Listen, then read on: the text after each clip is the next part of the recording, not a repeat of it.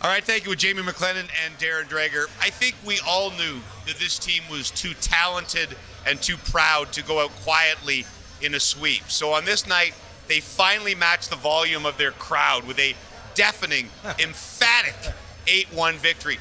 Obviously, it was critical that they won. If they didn't win, it was over. Yeah. But was it equally critical in how they won? Absolutely, because we had a checklist of what they needed to have success. And that's exactly what happened tonight. You needed your star players to show up. Connor McDavid, Zach Hyman, Leon Draisaitl, Evan Bouchard. They all showed up on the score sheet. You had special teams.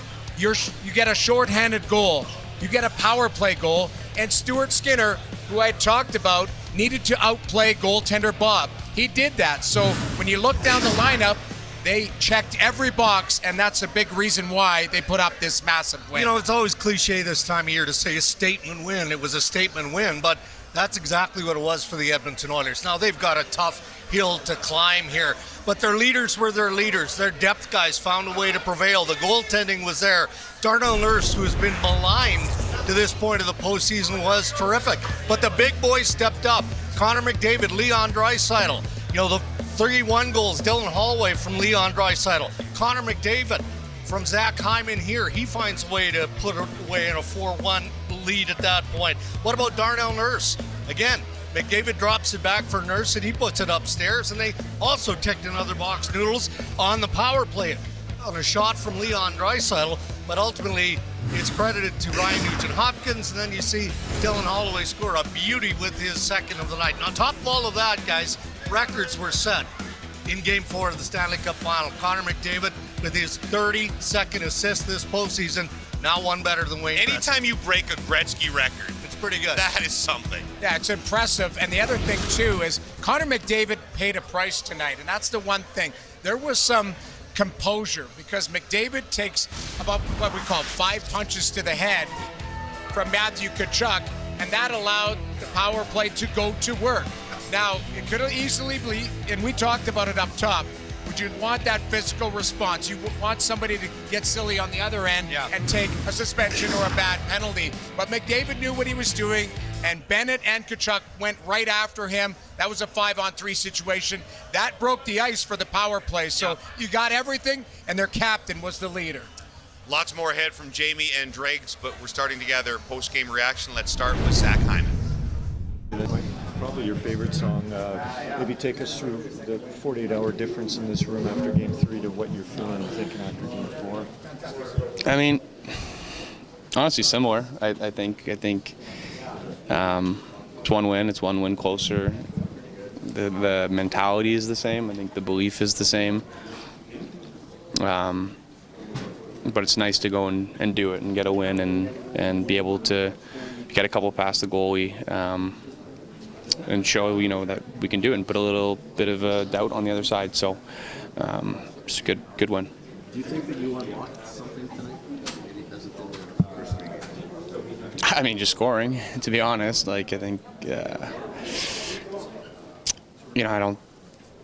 There's no moral victories in hockey. You're down 3, even though you think you played pretty well, and the key is just to stick with it. I think people on the outside look and just see the score and see what the series score is, but in the locker room, we feel like we've been right there, and I think that's fueled the belief in this group. And every win, that belief grows, and I'm sure outside the belief starts to grow a little bit, but we're just focused on one game, and we bought ourselves another couple days here. Zach, what did you think of? Sorry. When you're expected to score every night, how much does it help you when other guys chip in early in a game like that? Like, they get you on the board. Oh, my God. I mean, I thought Yanni, Brownie, and Rico, that line was phenomenal. Yanni and Brownie have been phenomenal on the kill, and just another timely goal, get the crowd into it. It's just, you don't win without everybody, and on any given night, it can be somebody else, and that's what that's how teams win, is with everybody contributing. And tonight you see what happens when everybody's feeling well and playing their game. And I mean, it was I think every single person played well tonight, and we got the result. Zach, what's it say? And now the guy who really got it going, Matthias Janmark. Yeah, we we talked about that a little. We've been on the wrong end of that so far, and that's as simple as it sounds. That's maybe been the difference. We've made a couple mistakes. They've capitalized and talked about trying to flip that and work tonight, and we got to do it now for another 60 minutes. And when you get a short-handed goal, it gets the crowd right into it, obviously, too, eh? The crowd is all excited, and then you get a short. Yeah, I think 5-on-5 they would have been excited too. I know on the power play, but yeah, it hits a little more on the PK and the first goal of the game, so that was big. Matthias, how big a save was Stuart Skinner 2-1 cross crease? For sure, yeah. I was out there for that one.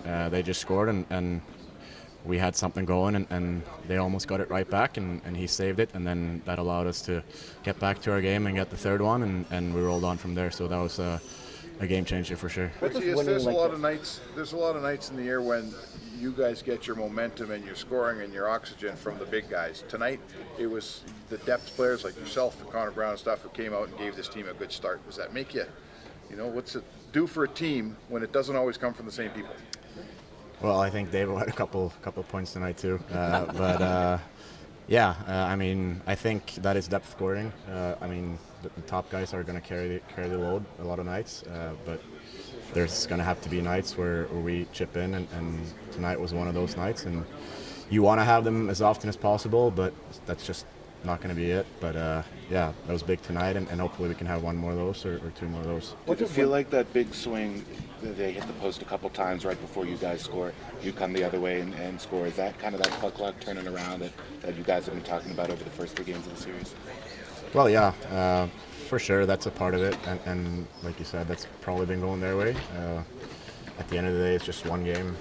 So I think it's more the effort. And like I said about the mistakes, trying to limit our mistakes and trying to put the burden on them to not make mistakes. And that's more it, but for sure bounces are nice, but it's only one game at the end of the day. What does winning like this do?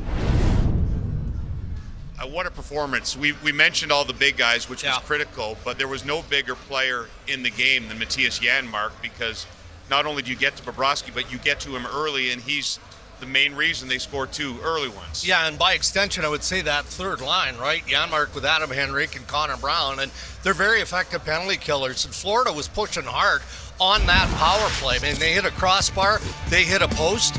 Florida could have jumped out early. Instead, the penalty kill prevails. They exit out of the zone, and this is just complete pressure by that line, the penalty killers, and executing. Connor Brown waits and waits, shows great patience, slides it out front to Matthias Janmark, scores the shorthanded goal, his second of the postseason, and then this line continues to push, again with Janmark leading the way. What a nice finish there by Adam Henrik. I mean, those guys, that third line has had an abundance of chances to this point of the Stanley Cup Final, but they just couldn't find a way to bury one. But they certainly set the tone here in Game 4. Sergei Bobrovsky gave up 2 goals in the first 8 periods and 6 minutes of this series. After that, 7 in the next 39 minutes. So basically 7 in the next 2 periods. If he was in their heads, is it safe to say they exercised him from their heads? I would say so. And, you could point to the high danger chances that they had on Bobrovsky in the first 3 games at 46. The Oilers had talked about puck luck. They talked about they've been all around it. It's about execution. Now, there's no secret. Goaltender Bobrovsky is a very aggressive goaltender. So what they had to do? Get him moving, get around him, shoot quickly, and then you're going to get some puck luck. This one slides through. McDavid, short side. The one thing that I noticed consistently, they're trying to elevate, get it over the pads, force him to try and make saves with the glove. They were able to chase him on the Darnell Nurse goal. So if there was a formula to get to him, keep him in his net and elevate, they certainly did that on this particular night. Here's the thing about Bob in these playoffs. He's kind of had one bad blip in every single series. Game 4 versus Tampa, gave up 6. Game 1 against Boston, gave up 4. They lose that one as well. Game 3 against the Rangers, 5 against in the loss, and gives up 5 in this one. Bounce back from all of the others. We'll see if he can bounce back from this one. We'll continue our post-game reaction, and hear now from Paul Maurice. Paul, Barkov was just telling us this team either wins or it learns. On that, what are you just hoping the guys learned in this loss tonight? What's the first opportunity that we've had as a franchise, really? to feel the 2 days that the excitement of it, the emotion of it. We'll learn how to channel that. That's all part of this process. Left side, third row. Yeah, Coach, over here. Pulling Bob in the second period, just what went into that? How did you feel Stolarz did in relief? And just do you say anything to Bob after a game like this? Oh, he'd had enough. If you are thinking you're mounting a comeback, it won't be because the goalie makes a difference for you. It'll be something that happens at the other end of the ice. He's played an awful lot of hockey. My number on Bob's probably 5 in general. So that's the decision. He'd had enough. Well, it's good. The guy's he's watched a lot of hockey for a while, and that's what you need. He comes in and he's just going to battle his butt off. It was great for him to get in it, and good. I mean, not a lot of silver linings here, people, but Bob got some rest. Take that. Left side, fourth row. Matthew Tkachuk suggested the team just wasn't playing as a tight 5-man unit tonight. He thought that's why what led to a lot of the odd man rushes or the rush offense that Edmonton created. Wondering if you agree, and if so, what goes into fixing that for Game 5? Well, the rush game is a real dangerous game, like especially stretch rush game. It's usually, it's either really good for you, it's really bad for you, one of the two. It was really, really good for him tonight.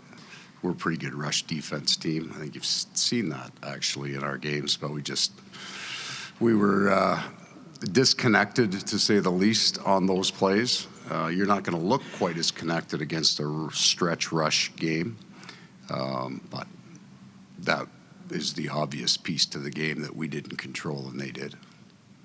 Left side, first row.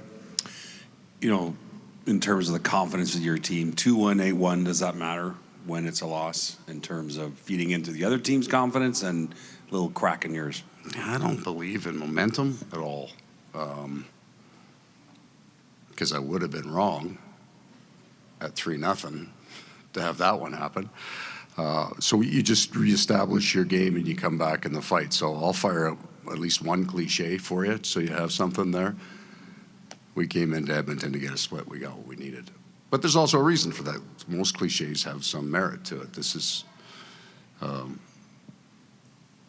in general, things will be far more extreme outside your room than inside. So at 3-0, we're not sitting there, getting the engravers out. And we lost the game tonight. I'm pretty sure we got a check possibly, but there's going to be a Game 5. And there we go. Right side first. I wonder that last question and that last statement by Maurice. Does it matter if you lose 2-1 or 8-1?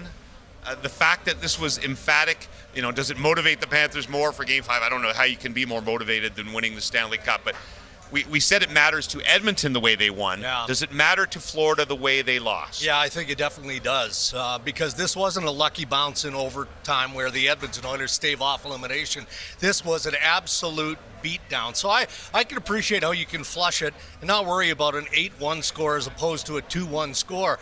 But they were out-muscled in every sense of the hockey game. I honestly, in preparation for Game 5 now, I think this could be Paul Maurice's toughest challenge as an NHL head coach. That's saying a lot because the guy's been around for a long, long time. But he's got to find a way to get this group to rebound on home ice. I think the biggest challenge, and you can go in there and say, listen, just flush the game tape, because to a man, there's not anybody on the Florida Panthers that had a good performance in this particular night. So that is the silver lining. And you heard Paul Maurice say, goaltender Bob gets a little bit of a half-game rest. So, yeah, that's your silver lining. But sometimes when you're trying to refocus, the cliches do come out. It doesn't matter if it's 2-1 or 8-1. You lost the game. You got the split. You're going to try and win a Stanley Cup on home ice on Tuesday night. The challenge is to refocus. I don't know if they go over a lot of game tape. I think the adjustments that the Edmonton Oilers made tonight were really critical. They were lobbing pucks into the neutral zone. You heard him say that they scored 5 goals off the rush. So when they did that in Game 1, Edmonton had speed through the neutral zone. Game 2, Florida locked that down. Those are the types of things as far as adjustments they're going to try and do. Outside of that, I think you flush it and you get refocused for Game 5. And I would agree with Maurice that there is no such thing as momentum. We always talk about that in these playoff series, particularly when you have the extra day off It'll feel like forever and almost like you're starting over again. But it does feel extra disappointing. Even though if you start the series and say you're up 3-1, you take it any time, a million times over. But you fly all the families in. They get here today. The cup's in the building. The players all admitted this morning that though they tried to make it feel like a normal day, that it's not a normal day, and maybe that anxiety and the excitement got to them a bit. Nothing is normal when you're on the game day of potentially winning a Stanley Cup. But there's no formula for it either. You just have to find a way to get to puck drop. And the Panthers did, but unfortunately the Edmonton Oilers had the answer tonight, Drake. The Oilers were looking for some puck luck and opportunity. They felt really positive, and they had a high sense of belief that if they get a goal or two early, that they could break it open. And that's exactly what happened here in Game 4. Let's get some more. Here's Matthew Tkachuk. Flying, they were making really good plays off the rush. That's their probably their best part of their game all year is their rush game, and a bunch of rush goals tonight, and we just didn't defend too well with the rush. Obviously, Chuck, you guys have won a lot in a row here before this game. What's now the key to bouncing back? Considering you guys haven't had to bounce back in a while. Yeah, we haven't lost a game in a while until tonight. So, at the end of the day, just back to the drawing board. Like when we win, we learn from it and we put it aside. If we lose, the same thing. I mean, we're in an unbelievable spot right now.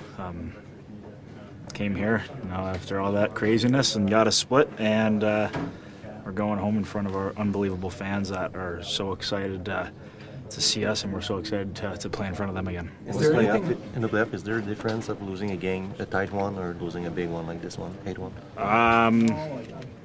I guess technically no, but we gave up 8 goals, so and 0 of them were the goalie's fault. So just a lot to learn from. Lots to learn from. What's the disappointment level having the cup in the building tonight, not being able to get it done? Yeah, obviously, very disappointing to not win, but a lot of things to learn from, and come back with a game plan in Game 5 and ready to go and try to win it at home. You said that none of the goals were the goalie's fault. How hard was it to watch Bob have to get replaced in the second period? Yeah, but he's been unbelievable all year, all playoffs. That was more of a wake-up call to the forwards and the D, as opposed to it had nothing to do with Bob. I think it was just more of a wake-up call to everybody. But we know he's gonna come back better than ever. With that being said, none of them were his fault. I thought he still made some unreal saves. So, we're everybody's going to come back ready to go on whatever day we play next at Game 5 at home. Are there obvious things that stand out? From the captain, Sasha Barkov. Sasha, first loss in a while for you guys. What did they do tonight to maybe throw you off your game in the defensive zone?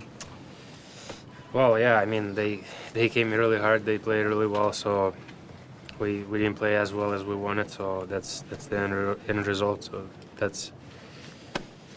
we lost. We gotta figure out now what we can do better and what we did well. So that's not the first time we lost in the playoffs. Does it feel like it's obvious what you guys need to do better after that game, or was it a little tricky? No, I think obviously there's many things we can do a lot better. Like we probably got outworked. They got too many rush chances, I think. We've always been good in defending rushes, and I think they got some rush chances that we didn't need to give up. So, but obviously the game's over now. All we need to do is just recover and think about the next one. They go up 2 goals early. Just how tough is it to try to come back against a team like that once they start clicking? Yeah, you never want to obviously give up 2 goals that quick and to start the first period, but we battled back. It was 2-1 at some point, and but it wasn't enough. Whether you lose 2-1 or 8-1, is it harder to bounce back after a loss like that? I don't know. You just need to. It's all about like us and the team to manage the losses. Obviously, it only counts as 1 win. It doesn't matter how much you lose, like 2-1 or 8-1, or you win 2-1 or 8-1. It counts as a 1 win. So we need to bounce back. We need to recover now and think about the next one. Is this the type of game you just want to forget about as quickly as possible and move on and just, like you said, start focusing on the next one? Of course, yeah. And we either win or we learn, and I think we learn a lot from this game. Like, we know they're a really good team. They play really well, and today they play really well. So obviously we need to learn from that. Sasha, do you think having the cup in the building was a distraction for you guys? Just hard to kind of get locked in mentally? I don't know. We play for the cup, so both teams play for the cup, and cup is going to be in the building at some point anyway. So I have to be ready for that, and I don't think it was a distraction for us. I don't think so. Any comment? And now Connor McDavid and Leon Draisaitl. Hey, Connor. Just wanted to ask you about the contributions of Matthias Janmark and Connor Brown, how they looked like they were shot out of a cannon today and got you guys going. And they've kind of been getting better as the playoffs have gone along. How have you seen both of them play? They've both been fantastic. Both huge pieces of the team. The job they do on the kill. I thought the whole line played great. They really got us going, Yeah, they played great. Right side, second row, Ryan.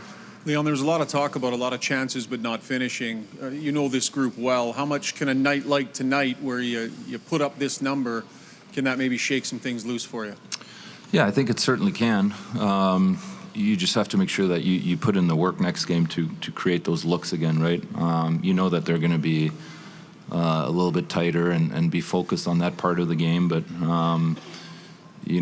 over the years we've always come through, even with teams playing us tight. So obviously it feels good to put a couple goals on the board, but just have to make sure we stay on it. Right side, fifth row, Steven. Connor, all playoffs, Chris Knoblauch's made changes that have worked out. He made a couple tweaks, obviously, with the top two lines. What is it about your guys' confidence in him that this keeps working out when he makes these changes? Yeah, he knows our team well. He's been here long enough now to understand, the different dynamics, both on and off the ice. So he's done a great job all playoffs long, understanding the group, understanding maybe what tweaks are needed. I thought he did another great job tonight in adjusting that way. Left side, second row, Bob. Leon, Paul Maurice referenced your guys' rush attack. Can you maybe speak to the work the defense did in terms of zone exit and getting the puck up the ice and moving you guys with speed? Yeah, they're great. I think they've been really good at that pretty much all playoffs. Our D obviously have a tough job back there. We play tight gap and then breaking the puck out, but they're doing a great job getting us going up the ice, and I thought we did a better job of handling that tonight. That same row, Dan. Connor, does scoring 8 change at all your feeling on the team and how it's played in this series and where you're at in this series? Does that matter to 8?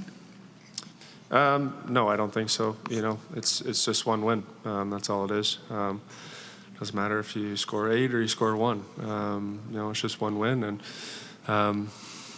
we got to go to Florida and do a job and drag them back to Alberta. Left side, first row, Pierre. Leon, power play gets one here in Game 4. It wasn't from a shortage of looks in this series. You're probably wondering how many posts you can hit before you finally get one. But can that lead to some momentum now in the power play, you hope? Yeah, absolutely. I mean, I think we've had lots of looks over the first 4 games, and certainly created enough to have a couple go in, but that's just not the way the game works sometimes, and just proud the way that we always stick with it and continue to work at it and stay work based, and hopefully we can build off that a little bit. You were doing that checklist that they checked everything off about. The only thing was Draisaitl not scoring. And yes. Besides that, they took care of basically everything. You said earlier that Skinner had to steal a game at some point during the series and do a Bobrovsky. He didn't have to steal this one because he had plenty of support. But was that his best game of the final and one of his best games of the playoffs? Absolutely, especially considering the timing. You've got your back up against the wall. Florida presses early on, and if he ends up allowing a stinker, well, that could go south for the Edmonton Oilers and their confidence. But Stuart Skinner made a couple big saves at the right time. Glove save on Verhaeghe. Yeah, he had a little bit of puck luck as well. There's a post and a crossbar. Janmark goes down and scores the shorthanded goal. But he was locked in all night. We were talking up top, too. This was a guy who was very, very acrobatic in the net tonight. You could tell he was feeling it. No better save than that one on the back door, considering the timing of it at 2-1. And as the game got deeper and deeper, Florida had a press early in the third period. I know it was 6-1, but he made some big saves on the penalty kill. That bodes well for the confidence of the group and for Stuart Skinner. Yeah, and the challenge now for Stu Skinner is to play as well as he did in Game 4, in Game 5, and for the remainder of the series. What we know going back to Florida, there's zero chance any of those Florida Panthers veteran players or coaching staff are giving Skinner any credit as they prepare for the next game. What they will do is talk about the fact that they didn't have a whole lot of sustained pressure. He did make key saves. We just saw the video to support that. So he has to be as good in Game 5. It's that simple. Well, and you're right. It was 6-1 in the third, but that might have been his best period as an Oiler. I think he was locked in. It was kind of like that Bobrovsky zone that he got into. He just wasn't giving up on pucks. Sometimes it's not about style points. It's just about making the save and the desperation. He brought that in the third period. You have to carry it on over into the fifth game. I still believe at some point, if the Oilers are going to continue to extend this series, he's going to have to steal a game. It might be Game 5 in Florida if Florida has a response. You know what else happened tonight? We avoid a sweep again in the Stanley Cup Finals. There hasn't been a sweep since 1998. Remember, we went through that string where we had 4 consecutive sweeps. Since then, none for 25 full NHL seasons. You said this would be Maurice's toughest coaching job. Yeah. So do you believe there's momentum going in, or do you believe the Oilers have planted a seed of doubt? Well, look, I just know what I'm told. And what I was told today by the Oilers players and by the coaches was that inside that room they felt like if they could get one win, that they legitimately have a good shot of winning the series. We didn't think that. I mean, they're down 3 games to love going into an elimination game here in Game 4. So not only do they chase away the demons, I mean, they do it emphatically on home ice. So, yeah, Florida's going to play we earned a split card. You know, what better opportunity than to win the Stanley Cup on home ice? I think there was a momentum shift in this game. There was, but you have to be careful here. There's no margin for error whatsoever. That's the one biggest thing, is you can't have a bad game, a bad period, a bad goal against. A bad bounce, Exactly. Let's hear from the Oilers coach, Chris Knoblauch. I think there was breakdowns like there has been in all the games, and how many slot chances they got, but Stu just covered those up. So I don't know. Probably we had a little more breakdowns in the defensive zone than I think we had previously. And Chris, from me, I just want to ask you about the contributions of Mattias Janmark and Connor Brown. They seem to be getting stronger as the playoffs go along. It looked like they were shot out of a cannon tonight. Yeah, those two might have been our best players, and they've been playing really well for a long period of time. And I know Brownie, especially when we're talking about Brownie, is difficult for him this season. He didn't play last year. He had a major surgery, and he was just building his game, and it was difficult. But throughout the season, he just kept on getting better and better and better. And now he's kind of, throughout the playoffs, he's kind of what we anticipated, what we wanted him for. And, also with him and Janmark playing together, whoever their centerman's been, and right now Rico's our guy, and they've been playing well together. But yeah, they've definitely a big part of our success. Stay in that same row, Josh. Chris, you've had a front row seat to Connor McDavid for a lot of his career, junior, and then now, considering the stakes tonight, where does this performance rank? Well, very high, just because of what was at stake. You're an elimination game here in the final.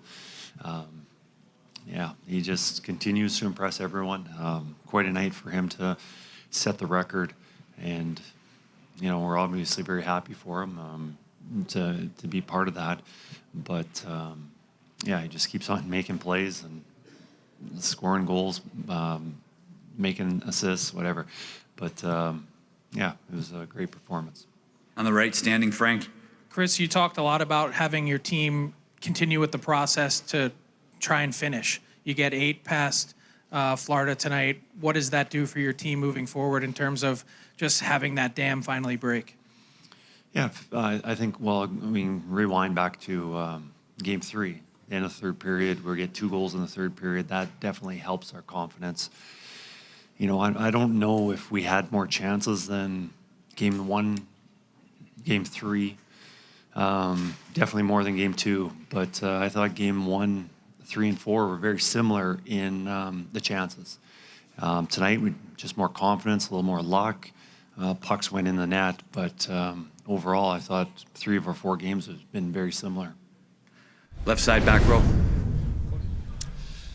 All right, that's about all we have time for tonight. I'm just kidding. Wait a second. I was working so hard. I know, and you sprinted up for the dressing room, too. So here's Ryan Rishaug, who has joined us. We heard from some of the Oilers, but you were in the room. Give us a sense from relief to euphoria where they're at right now. Yeah, I mean, this was resounding, and I think that's going to help with the confidence, right? Squeezing out a 1-goal victory is a little different than blowing the doors off and everybody starting to feel it and get on the board, right? So I asked Leon Draisaitl on the press conference there if this maybe cracks something open for them. I think that's the way this team works, James. I think when they go dry, it's tough for them. And all it takes is a little bit of the dam breaking, and it absolutely exploded open tonight. So a lot of good signs for the Oilers tonight. The big guns get going. The goaltender, finds as good a game as he's had.